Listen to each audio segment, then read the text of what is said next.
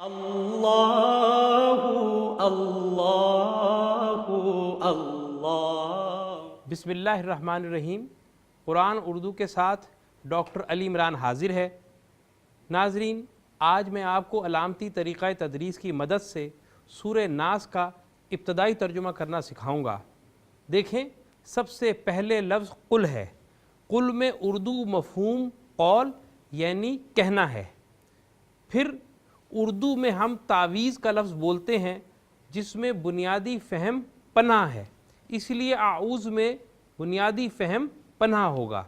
اس کے بعد پھر لفظ رب ہے جو اسی شکل میں اردو میں بھی موجود ہے۔ اس کے بعد الناس ہے جیسے عوام الناس۔ پھر لفظ ملک ہے جو اردو میں بادشاہ کا فہم رکھتا ہے۔ اس کے بعد ہم کلمے میں لا الہ پڑھتے ہیں۔ حرف من کا ترجمہ ہوگا سے، جیسے اردو لفظ من جانب، جانب سے۔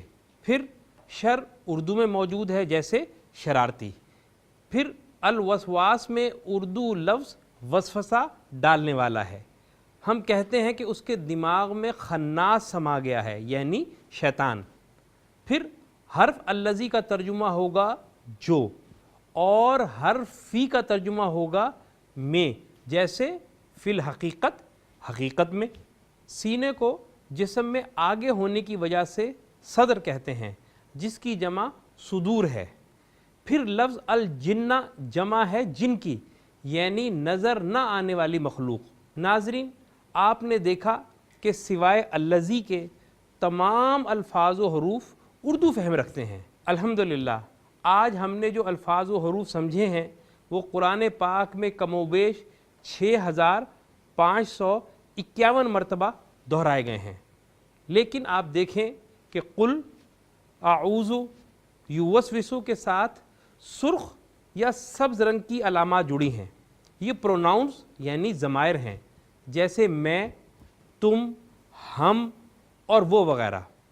یہ الفاظ کے ساتھ 6 علامات الف، ت، نون، یہ، کاف اور ہے کی شکل میں جڑی ہوتی ہیں۔ میں نے پہلی 4 علامات الف، ت، نون اور یہ کو جوڑ کر ایک سبق بنایا ہے اتنی۔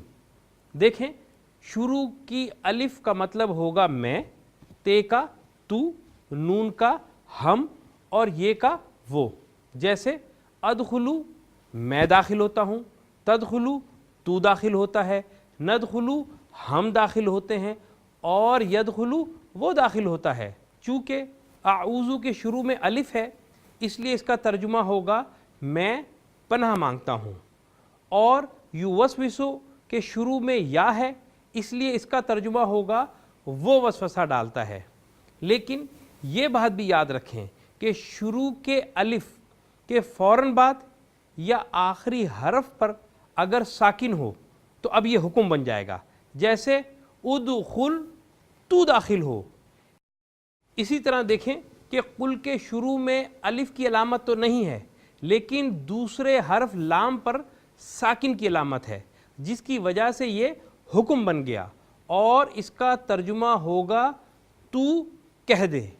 لیکن چونکہ مخاطب رسول اللہ صلی اللہ علیہ وسلم ہیں اس لیے اس کا ترجمہ ہوگا آپ فرما دیں۔ اسی طرح لفظ کے آخر میں زبر یا الف ہو تو اس کا ترجمہ ہوگا وہ، جیسے دخلا وہ داخل ہوا اور دخلو وہ داخل ہوئے۔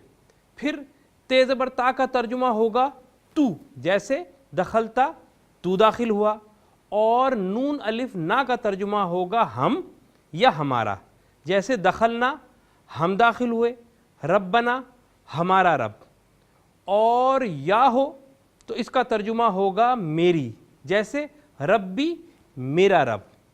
اس کے بعد یاد رکھیں کہ آخر میں آنے والی کاف کا ترجمہ تیرا یا تمہارا ہوگا، جیسے ربو کا تیرا رب اور ربکم تمہارا رب۔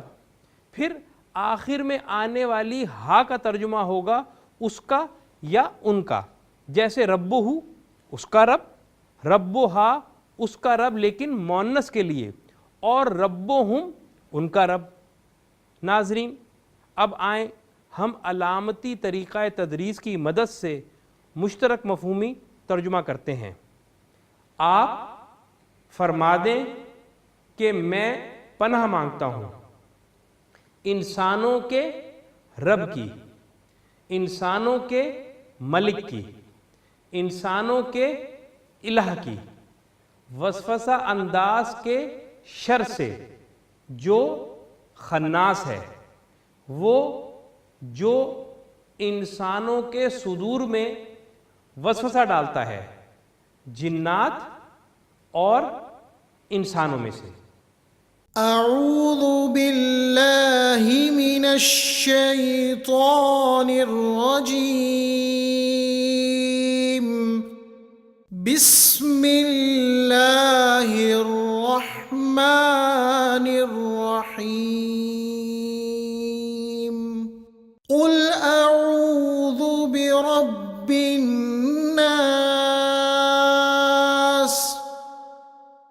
ملک الناس، الہ الناس، من شر الوسواس الخناس،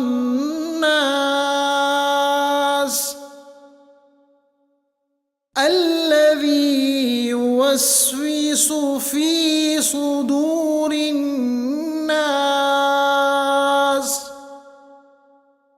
من الجنة والناس۔ ناظرین، اسی طرح آپ کسی بھی آیت کا ترجمہ بآسانی کر سکتے ہیں، ضرور کیجیے گا۔ دعاؤں کی درخواست کے ساتھ ڈاکٹر علی عمران کو اجازت دیں۔ اللہ نگہبان۔